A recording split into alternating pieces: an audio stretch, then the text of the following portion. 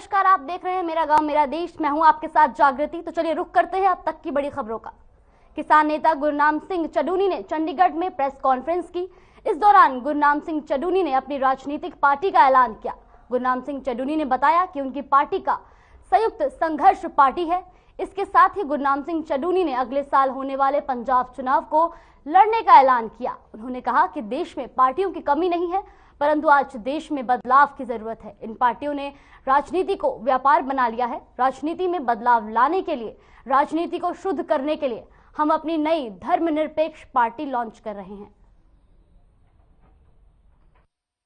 एक बंदा जिंदा रहने काबिल नहीं बचिया। कोरोना काल दा विच हाल देखिए, अंग्रेज साडी पॉलिसी नहीं बना रहे।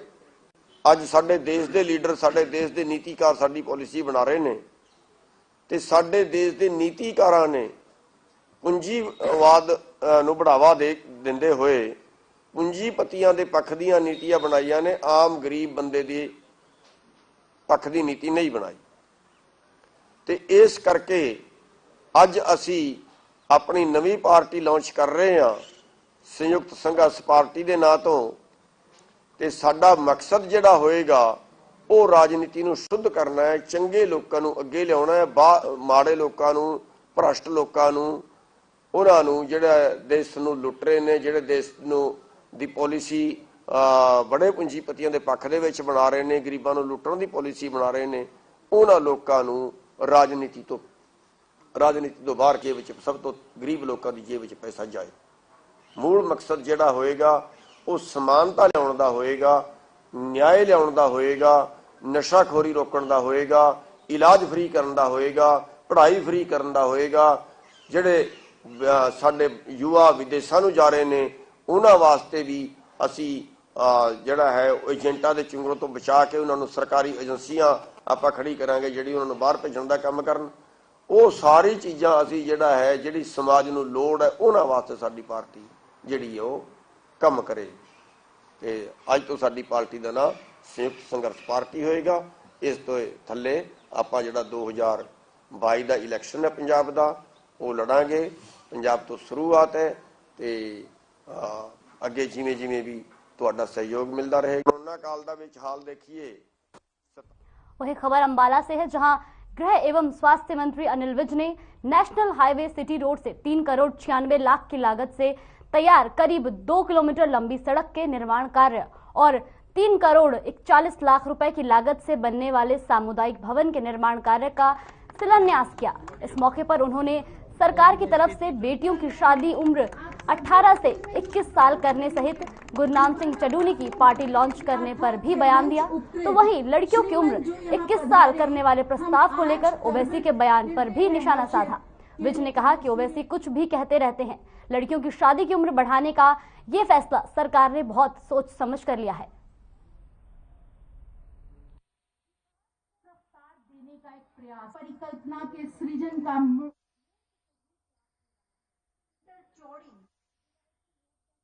ओवैसी की समझ के ऊपर को सारे देश में प्रश्न चिन्ह लगा हुआ है।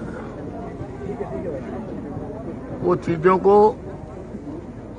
सही संदर्भ में सोच नहीं सकते। सरकार ने बहुत कुछ सोचकर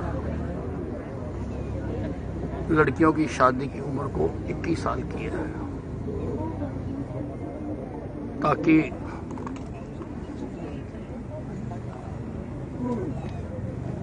लड़की पूरी तरह से समझदार हो जाए और व्यस्त हो जाए और वो सब चीजों को समझने लगे। वहीं चंडीगढ़ स्थित हरियाणा रेड क्रॉस सोसाइटी की वाइस चेयरमैन सुषमा गुप्ता के आवास पर गीता मनीषी स्वामी ज्ञानानंद महाराज पहुंचे, जहां उन्होंने गीता के उपदेशों का वर्णन किया। गीता मनीषी स्वामी ज्ञानानंद महाराज के पहुंचने पर रेड क्रॉस सोसाइटी की वाइस चेयरमैन सुषमा गुप्ता ने उनका आभार जताया।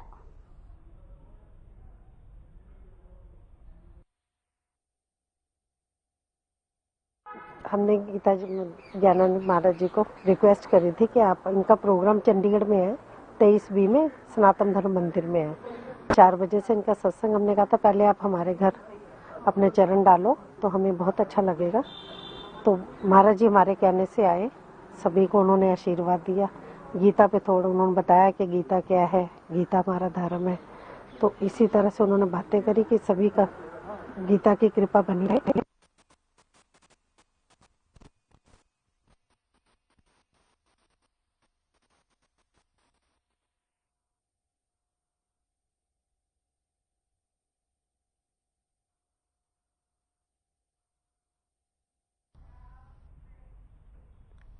तो वहीं इस वक्त हमारे संवाददाता रवि चंदेल ने गीता मनीषी स्वामी ज्ञानानंद महाराज जी से भी खास बातचीत की। क्या कुछ कहा स्वामी ने, आपको सुनाते हैं। गीता मनीषी स्वामी ज्ञानानंद महाराज आज अपने बिजी शेड्यूल में से समय निकालकर चंडीगढ़ पहुंचे हैं। सर, सबसे पहले तो बहुत बहुत शुभकामनाएं आपको अंतर्राष्ट्रीय गीता महोत्सव के लिए। और सबसे पहले ये बताएं कि क्या प्रयोजन था यहाँ आज आने का।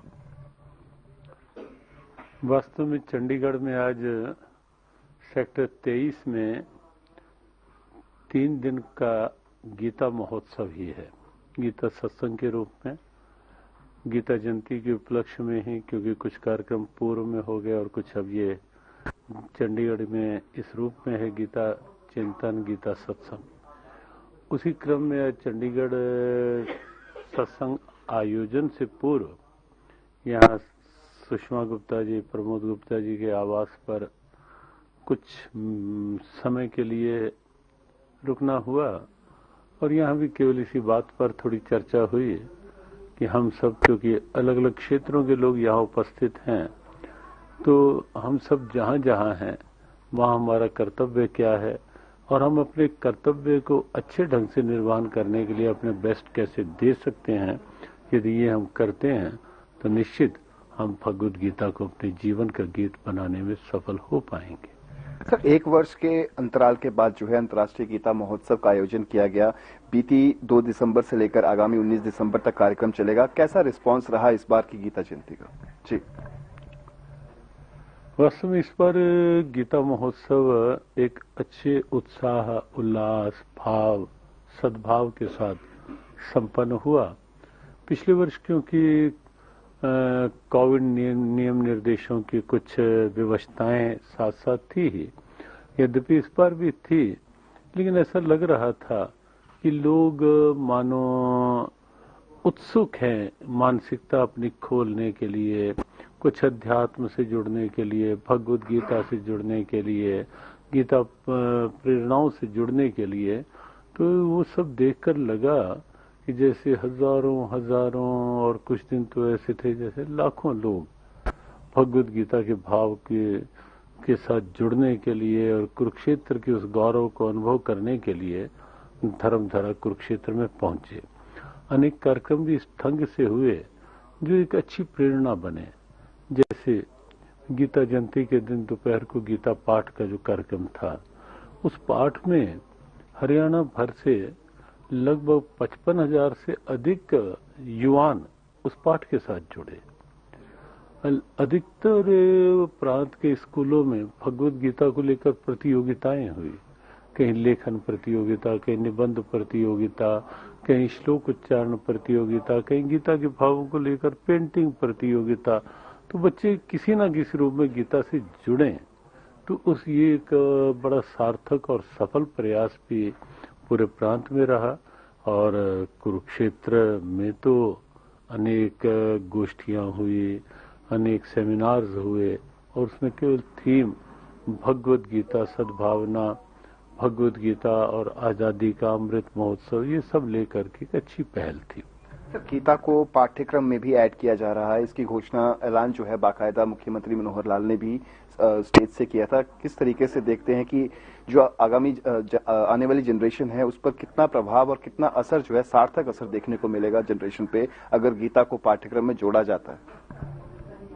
उसका अनुमान हम इसी चीज से लगा सकते हैं कि वर्तमान में जो कहीं ना कहीं समस्याएं युवाओं में दिख रही हैं, बच्चों में दिख रही हैं, कहीं ना कहीं मानसिक क्षमताएं कमजोर हो रही हैं, आत्मविश्वास गिर रहे हैं, मनोबल गिर रहे हैं, कहीं ना कहीं जो अंदर का धैर्य, संयम, संतोष, सहनशीलता, ये सब कहीं ना कहीं लड़खड़ा रहे हैं, लगभग लुप्त प्राय से हो रहे हैं। ये लाइफ वैल्यूज हैं जो हमें गीता प्रदान करती है।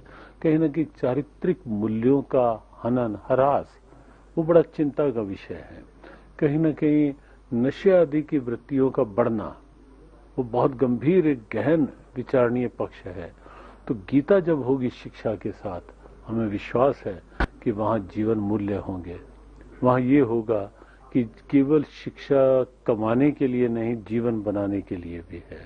तो जब ये भाव होगा, मूल्य साथ होंगे, वैल्यूज साथ होंगे, जीवन मूल्य होंगे, फैमिली वैल्यूज होंगी, सोशल वैल्यूज होंगी, ह्यूमन वैल्यूज होंगी, कैरेक्टर वैल्यूज होंगी। यही सब गीता है और ये सब पढ़ाई जाएंगी तो हमें लगता है कि एक मजबूत, उज्जवल भविष्य की ओर हम बढ़ सकते हैं। बहुत बहुत शुक्रिया सर। तो ये थे हमारे साथ गीता मनीषी स्वामी ज्ञानानंद महाराज, जिन्होंने साफ लफ्जों में कहा कि गीता को यदि पाठ्यक्रम में ऐड किया जाएगा तो मॉरल वैल्यूज जो है वो निखर कर सामने आएंगे और आगामी जो आने वाली जनरेशन है उसको भी काफी इसका सार्थक असर जो है वो देखने को मिलेगा। चंडीगढ़ से हर खबर हरियाणा के लिए रवि चंदेल के साथ कैमरामैन किशन की रिपोर्ट। रुक कर लेते हैं इस वक्त की बड़ी खबर का, जो सिरसा से आ रही है, जहां पुलिस कर्मियों की गाड़ी हादसे की शिकार हो गई है। बड़ी खबर सिरसा से, पुलिस कर्मियों की गाड़ी हादसे की शिकार हो गई है। हादसे में 3 पुलिसकर्मी घायल हो गए हैं। घायलों को नागरिक अस्पताल में भर्ती करवा दिया गया है। तफ्तीश के लिए राजस्थान जा रही थी पुलिस कर्मियों की गाड़ी। बड़ी खबर सिरसा से, जहां पुलिस की गाड़ी हादसे की शिकार हो गई है। घायलों को नागरिक अस्पताल में भर्ती कराया गया है। तफ्तीश के लिए राजस्थान जा रही थी पुलिस कर्मियों की गाड़ी। धुंध के चलते नहीं दिखा रेफ्लिकेटर। सिरसा से बड़ी खबर, पुलिस की गाड़ी हादसे की शिकार हो गई है, जहां घायलों को नागरिक अस्पताल में भर्ती कराया गया है। वहीं धुंध के चलते नहीं दिखा रेफ्लिकेटर। बड़ी खबर सिरसा से, जहां धुंध के चलते पुलिस कर्मियों की गाड़ी हादसे की शिकार हो गई है। घायलों को नागरिक अस्पताल में भर्ती करवाया गया है। इस पूरे हादसे में 3 पुलिसकर्मी घायल हुए हैं। सिरसा से बड़ी खबर, लगातार आप स्क्रीन पर देख रहे हैं कि सिरसा से बड़ी खबर, जहां पुलिसकर्मियों की गाड़ी हादसे की शिकार हो गई है।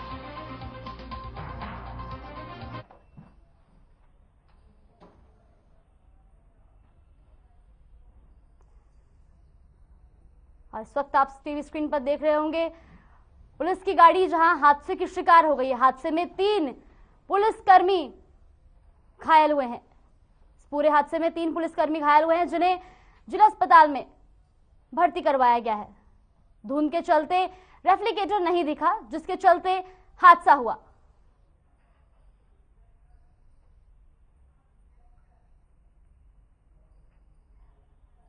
पुलिस की गाड़ी धुंध के चलते हादसे की शिकार हो गई है, जिसमें 3 पुलिसकर्मी घायल हो गए हैं।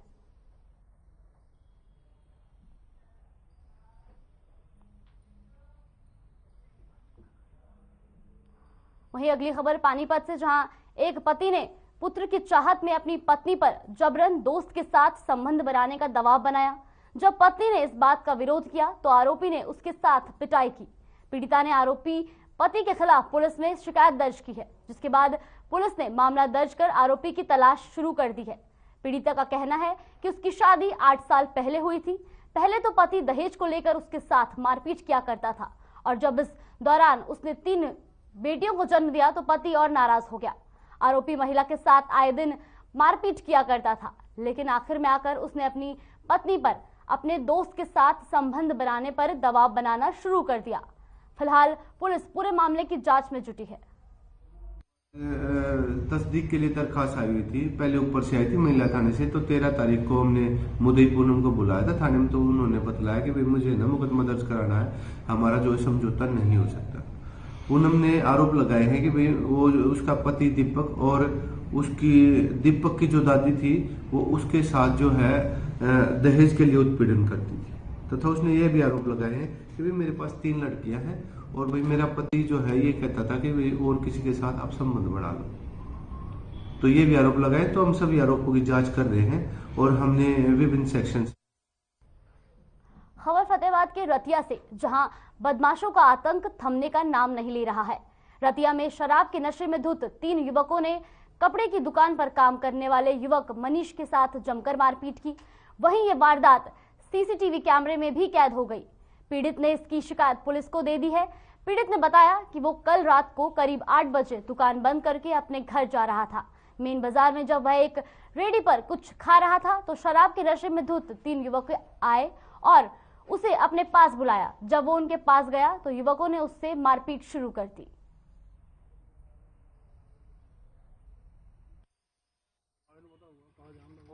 मामला है ये, मैं 8 वजे दुकान तो घरे ही जान लग रहा सी। बाजार च मैं कुछ खान लग गया सी ते ਉਹ ਬਾਜ਼ਾਰ ਦੇ ਵਿਚਾਲੇ ਜਾ ਕੇ ਕਿ ਮੈਨੂੰ ਉਹਨਾਂ ਨੇ ਆਵਾਜ਼ ਮਾਰੀ ਸੀ ਤੇ ਫਿਰ ਉਹਨਾਂ ਨੇ ਮੇਰੇ ਹੱਥ ਪਾਈ ਕੀਤੀ ਸੀ। 2-3 ਜਣੇ ਸੀਗੇ ਜੀ। उस वक्त आप देख सकते हैं टीवी स्क्रीन पर जहां पे सीसीटीवी में कैद पूरी फुटेज आपके सामने है, जहां पे नशे की हालत में युवक दूसरे युवक के साथ मारपीट कर रहे हैं और ये पूरा मामला सीसीटीवी में कैद हो चुका है। आप देख रहे होंगे लगातार टीवी स्क्रीन पर सीसीटीवी फुटेज जो है, जिसमें एक युवक नशे की हालत में दूसरे युवक की पिटाई कर रहा है।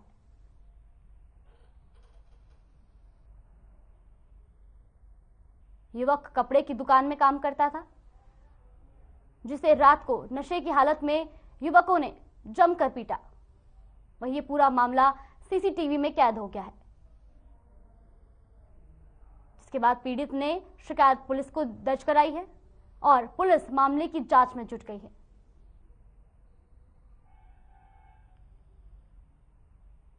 पूरा मामला रतिया का है, जहां नशे की हालत में युवकों ने एक युवक की जमकर मारपीट की और ये पूरा मामला सीसीटीवी कैमरे में कैद हो गया है। वहीं अब पुलिस इस मामले की जांच में जुट गई है। पीड़ित की शिकायत पे पुलिस ने मामले की जांच शुरू कर दी है।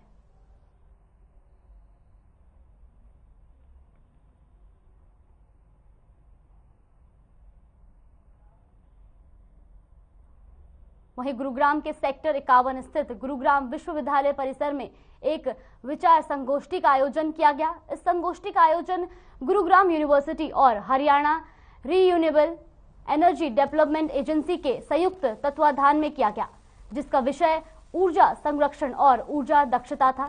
कार्यक्रम की अध्यक्षता गुरुग्राम विश्वविद्यालय के कुलपति डॉक्टर मार्कंडे आहूजा ने की।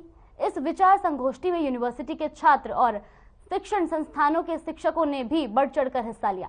इस दौरान दैनिक जीवन में ऊर्जा संरक्षण विषय पर एक पोस्टर मेकिंग प्रतियोगिता भी रखी गई थी, जिसमें करीब 200 छात्रों ने भाग लिया। यूनिवर्सिटी के कुलपति डॉक्टर मार्कंडे आहूजा ने भी ऊर्जा संरक्षण और ऊर्जा दक्षता विषय पर अपनी बात रखी।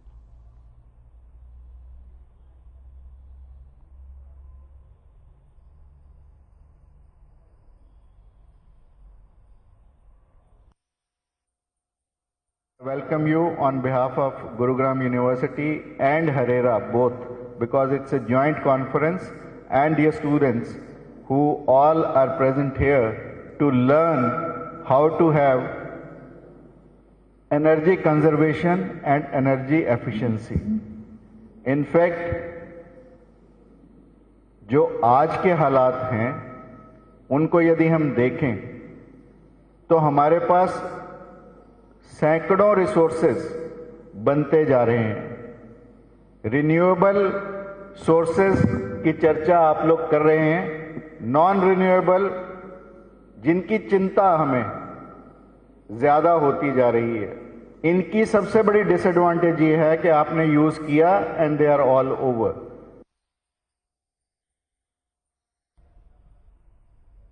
खबर कुरुक्षेत्र से है, जहां इंडियन ऑयल कॉरपोरेशन की ओर से 3 करोड़ रुपए की लागत से प्रदेश के जेलों का पहला पेट्रोल और सीएनजी पंप कम जनरल स्टोर कुरुक्षेत्र जेल में लगने जा रहा है। प्रदेश में लगने वायलेस सबसे पहले सीएनजी पंप को कुरुक्षेत्र जेल में बंद कैदियों की ओर से संचालित किया जाएगा। वहीं कुरुक्षेत्र जेल अधीक्षक सोमनाथ जगत ने बताया कि इस पेट्रोल पंप के स्थगित होने के बाद आईओसी की ओर से जेल प्रशासन को 51,000 रुपए मासिक किराया भी दिया जाएगा।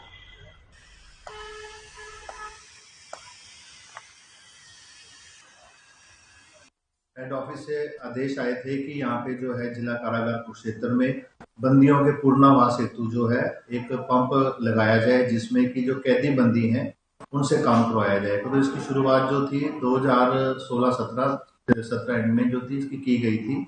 जो फॉर्मेलिटीज वगैरह थी उनको शुरू कर दिया गया था, जैसे जमीन वगैरह को एक्वायर करना है, लीज डीड करनी है या और भी कुछ है।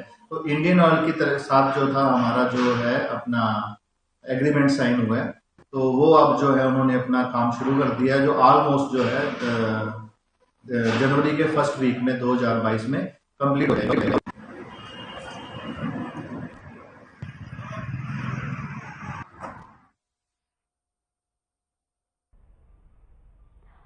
पंजाब के किसान सिंघू बॉर्डर से पैदल लौट रहे हैं। 14 दिसंबर को किसान पैदल सिंघू बॉर्डर से चले थे। जो किसान अब लौट रहे हैं वो किसान यहां सफाई कर रहे थे। वापस लौटते वक्त ये किसान शनिवार को बसताड़ा टोल पहुंचे। उसके बाद नेशनल हाईवे पर जब वो पहुंचे तो उन्होंने बताया कि वो वापस पंजाब लौट रहे हैं। वहां पर रोपड़ में जाकर शहीदों के लिए स्मारक का निर्माण करेंगे। सिंघू बॉर्डर पर 1 साल से ज्यादा दिनों तक चले किसान आंदोलन में उन्होंने अपनी सेवाएं दी थी। किसान पैदल ही श्री आनंदपुर साहिब से आए थे, अब वापस पैदल ही अपने घर सिंघू बॉर्डर से जा रहे हैं।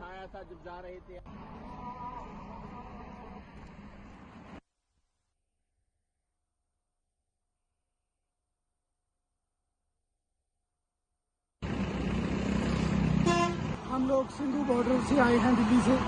1 साल 20 दिन वहां बैठकर सबसे आखिर में, क्योंकि आपको पता है 11 तारीख की कॉल थी वापसी की, सब लोग 11 को चले गए, कुछ 12 को, जो आखिर में बचे वो 13 को चले गए। जब सब लोग चले गए तो पूरी साफ सफाई करके, जेसीबी के साथ भी सफाई करवाई, खालसा ने कराई, डॉक्टर अवतार जी ने कराई, साफ सफाई करा के सड़कें साफ करके आखिर में 14 तारीख को 3 बजे निकले जी हम लोग वहां से, और पैदल निकले। क्योंकि जब आए थे 1 साल पहले पैदल आए थे और मन में था कि जब जाएंगे तब भी पैदल जाएंगे। वहीं यमुनानगर की सरस्वती नदी को धारा पर लाने के लिए हरियाणा सरकार लगातार प्रयास कर रही है। वहीं सरस्वती नदी के किनारे पर पर्यटन स्थलों को भी विकसित किए जाने के लिए सरकार योजना बना रही है। यमुनानगर पहुंचे हरियाणा सरस्वती हेरिटेज बोर्ड के डिप्टी चेयरमैन धूमन सिंह किरमीच ने बताया कि इसके लिए स्थान का चयन किया गया है और हाईवे पर सरस्वती बौद्ध सौंदर्य विहार की स्थापना की जाएगी, जिस पर 1.25 करोड़ रुपए की लागत आएगी। साथ ही बताते चले कि इसी तरह से 2 और प्रोजेक्ट भी बनाए जाएंगे।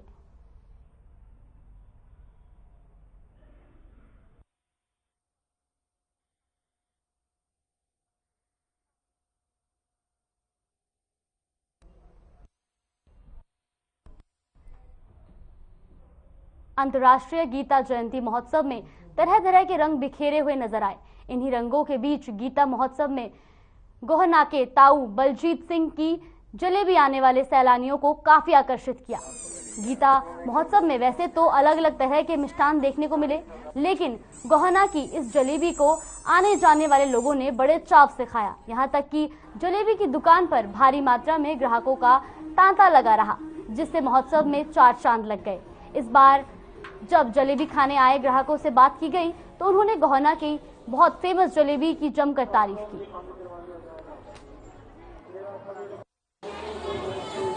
लगातार आ रहे हैं और वैसे मैंने 60 साल हो गए काम करते हैं, जो कि पहले गीता जयंती में शुरू माना तो करा था ताऊ बलजीत नहीं आना, ये तो दुनिया आ जाती है, दुनिया मातू लिख लेती है। मातू का इतना काम है वहाँ, वो कई बार नहीं जाते।